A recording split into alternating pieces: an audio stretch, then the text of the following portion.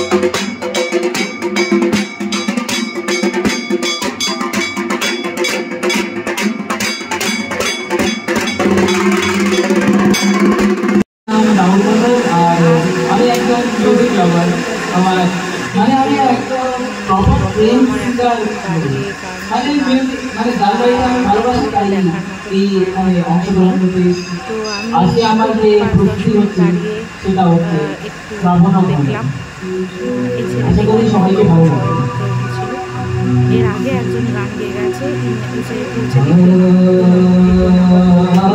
এরপর এরকম ছোটখাটো সাংস্কৃতিক অনুষ্ঠান প্রতিযোগিতা এখানে চলবে।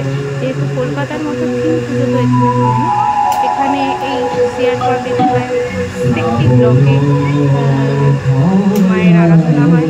সেখানে এরকম প্রত্যেকটি ব্লকেই যে পুজোগুলো হয়, বেশিরভাগ পুজোগুলোর মধ্যেই এরকম সাংস্কৃতিক অনুষ্ঠান, মেলা করা হয় এবং এখানকার মানুষরা এই পুজোর 4 দিন এইগুলোর মধ্যে নিজেদের খুশি রাখে, নিজেদের আনন্দটা এর মাধ্যমে নিজে খুলে নেয়। এখানকার বাঙালিদের কথা বলছি, সাথে শুধু বাঙালি নয়, এখানকার প্রত্যেকে বাঙালি সবাই। এবার আমরা দেখি এখানে একটা ছোটোখাটো মেলারও আয়োজন করা হয়েছিল, সেই মেলাটাও আমরা দেখব।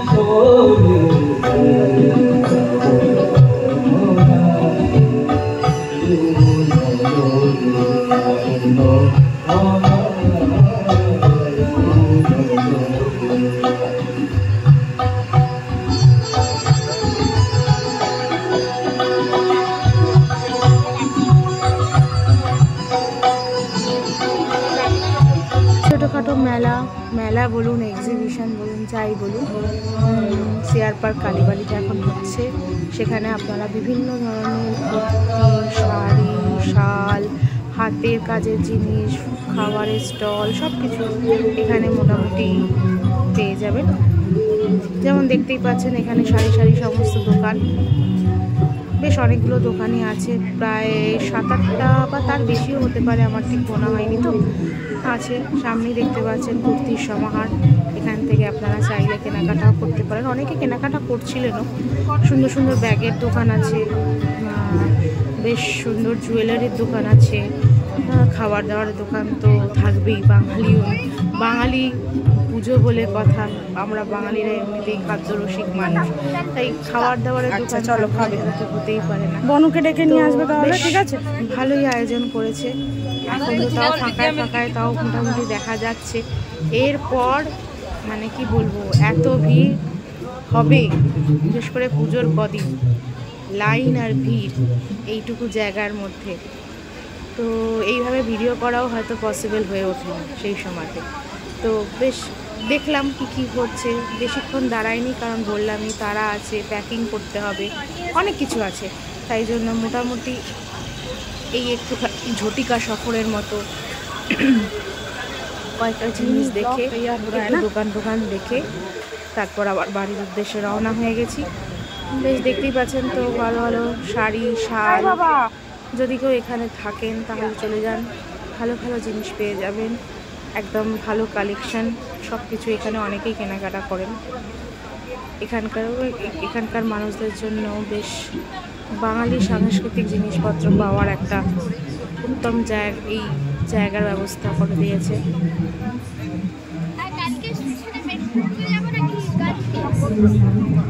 তার সঙ্গে তারা হচ্ছিল আমার হাজবেন্ড, তোমার বাবা তাই বলেছিল, সে আর দাঁড়াতে পারছিল না।